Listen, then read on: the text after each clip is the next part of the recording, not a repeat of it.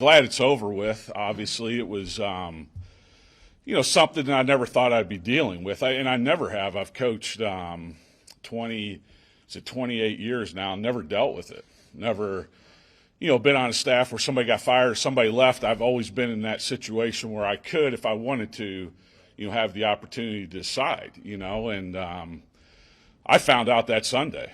I mean, I did, and, it's a lot of unknowns. You don't know. You got a family, and that's the most important thing, and that's the first thing that goes through your head, and, my kids have grown up here.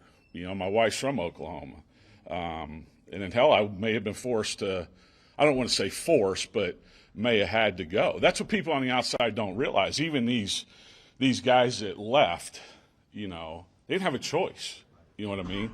They had to have jobs, and, I was fortunate enough to have the time to wait around and, got a pretty good relationship with our administration and, let it be known that I wanted to stay if I could. And there's no guarantees, but at some point I had to make a decision if I didn't know, what was going to happen.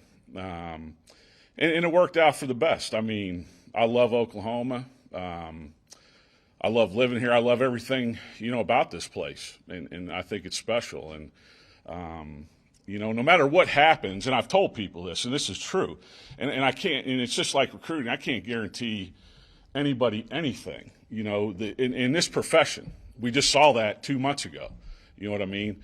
But hell, I'm going to live in Oklahoma when I retire. I got a house at Grand Lake. I mean, that's where I'm going to live. I'm not from Oklahoma. I've said this before, I didn't play here, but this is my home now, so just glad it worked out, and it was tough. It was tough on my kids, tough on my family, and everybody's got to make their own decisions in life, you know what I mean? But that's what a lot of people don't see on the outside is your family, what they're going through. So it worked out. Did Brent tell you pretty quickly that he was going to want to keep you, or how quickly did that come together? Yeah, basically right away. I had a pretty good idea, you know what I mean, that it was going to work out. Didn't know for sure until I can't remember what day, Monday maybe. I mean, it's kind of all a blur, but just came in and said he wanted me to stay.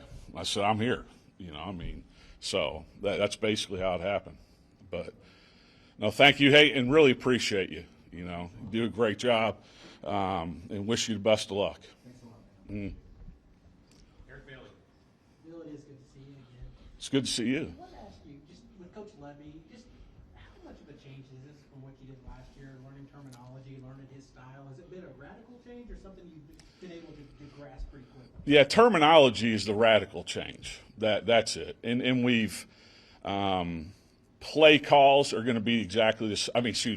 Some of our terms in the O-line blocking schemes we'll keep some of what they did, but play calls will be all totally new. So, but for the most part, there's some slight technique differences, things like that. But zone, counter's counter, power's power. I mean, outside zone's outside zone. So from that standpoint, it's been a pretty good transition. We obviously haven't been able to be on the field with them. We can meet with them limited. But it's just correlating the calls until they really understand the calls. What we're calling this play is what we called it, and then that's how I'm learning it. And then that's just how it works in my mind, and that's how I'm trying to teach it to them. But there are very, very few plays, maybe one or two, that he has run that we haven't run. So obviously we'll see when spring ball starts, but it's been good up to this point. Thank you. Thank you. Yeah, Coach McKade Mettauer, obviously a guy that was a 3-year starter at Cal. You guys brought him in via the transfer portal. What are your early impressions of him and your expectations as to how he's going to contribute? Who knows how he'll contribute right now, but really, really good first impression. We didn't bring him in here to be a backup. Now, obviously, he's got to earn it. We'll see. He started, I want to say, 30-something games at Cal. Obviously had a bunch of tape to study. Knew him, from high school. We didn't recruit him out of high school, but he's really developed. Extremely smart kid, tough kid. He's competitive. He's doing all the right things right now. So we'll see, once we get the pads on. Hey, Bill.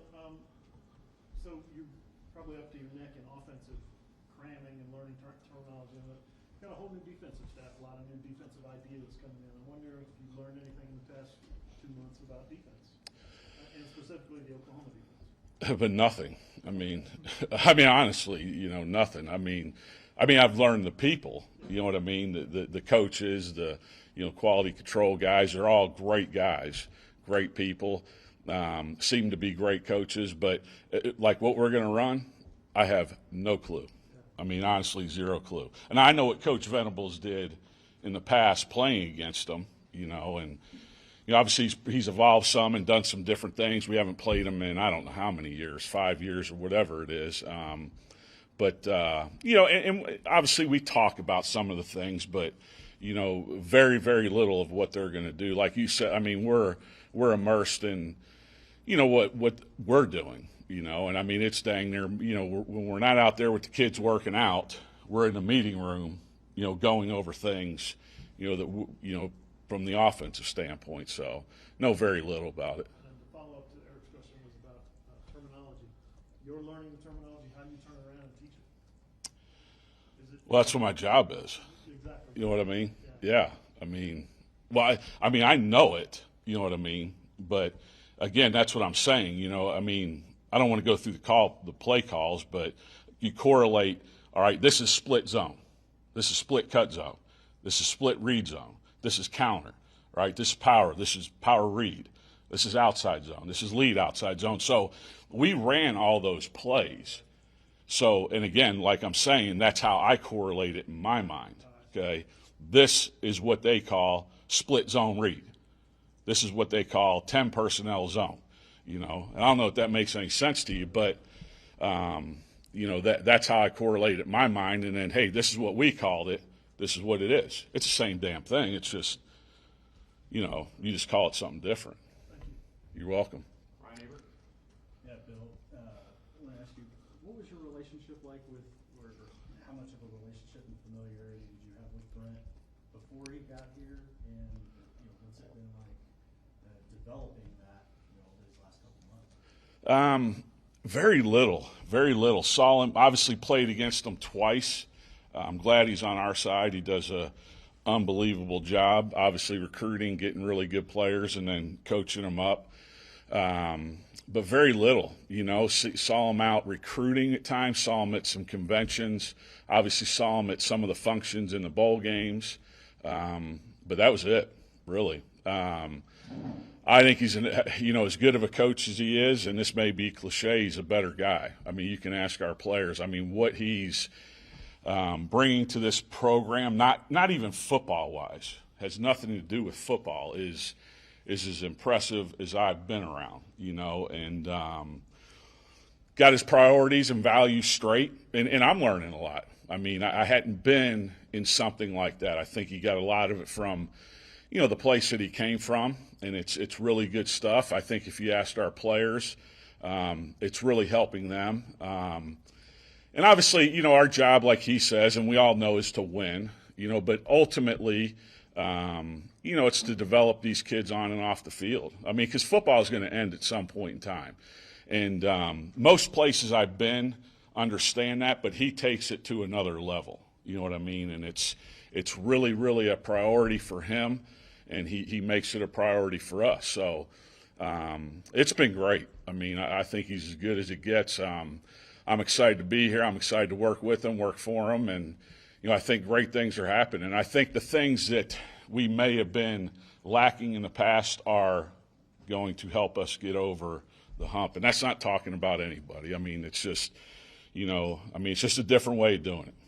Some of that stuff that you talked about there, I assume has to do with some of the soul mission stuff that he's implemented.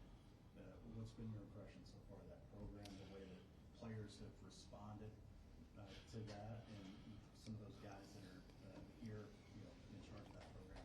I think it's really good. I mean, obviously there's three former players that played at OU, then a former player, Ryan Young, who was at K-State, Josh Norman, Caleb Kelly, and Curtis Lofton, all people that love this place. And then Ryan Young, obviously he didn't play here, but he loves kids. I mean, that's what he's in it for. He's not coaching football per se, X's and O's, but he's coaching life. And I think it's been really good. I mean, I think, you got 100 and something kids on your team, and guys are going to have issues, and whatever they may be, and you got obviously you got the coaches, you got the head coach, you got GAs, you got quality control, you got recruiting people, you got all those things, but these are 4 guys that just deal with life, you know what I mean, and understanding what it takes to be successful in life. I mean, football teaches you a lot of those things, but these are 4 guys that they can go to that have sat in their seat, and most of us have. But 3 of those guys have done it here at Oklahoma, and they understand it. And they're all 3 outstanding guys. We're outstanding players here. Obviously, Coach Ryan Young didn't play here, but as I get to know him, he's a great guy, and he's in it for the right reasons. Thank you. A couple more. Bob Brisbillo. Yeah, Bill, just wondering about your relationship with Jared Schmidt and what he's emphasizing, how that's going to help you guys. Yeah, I love Coach Schmidt. Great, as good as I've been around. And I'm not even saying, I don't know a whole bunch about strength and conditioning, all the ins and outs. I mean, that's not my expertise. I know bench press, power clean, squats, all that, but it's more of a everyday mentality. That's the biggest thing that I think he always brought, and he's great in what he does, in building their bodies and getting them to the right spot. But this game is more than that, and I think it's the mental aspect of the grind and what it takes to really be an elite player. I mean, we talk about best as a standard. Well, what's your best? Everybody's best is different, and all we want is from each individual's best every single day. I mean, that's it. And I think he does a great job of reaching the players. I've always thought, he's done a great job with the offensive line. He relates to those guys really well. We work really well together, always keeping me informed. Obviously, he had to learn some of these guys, so that's constant communication and, what makes them tick, what may not, and I think he's done an outstanding job. I see a ton of improvement. Now, we'll see what happens on the field, but just in the mental aspect of going and approaching every day. Time for one more. James Hill. Bill, you had 2 guys that declared going to the NFL. You had a guy graduate. He's going to try to go to the NFL too. But you have guys returning. I know it's early. We'll have a chance to talk to you a time or two maybe before spring. But just your early thoughts on your offensive line going into spring and, the competition. Well, we got 16 guys total with a walk-on, which is who I think is a really good walk-on, Kyle Ergenbright, who's from Oklahoma, started I can't remember the amount of games because of the COVID, but 20 to 30-something games at Northern Colorado. He's been a pleasant surprise. But I don't – that's so hard to tell right now. I mean, it really is. We've got, 6, 7 guys that have played. We've got guys that have started. It's going to be a new unit. I mean, it is every year, basically. Whether you move a guy position to position or whatever, you generally don't have the same starting 5 2 years in a row at the exact same spot. So there's always that transition and, getting to know guys and, all those things. But it's hard to tell. I feel good about how they're working. I feel good about how they're studying. I feel good about how they're learning, but we'll see, as time goes on. For more information, you can visit TulsaWorld.com.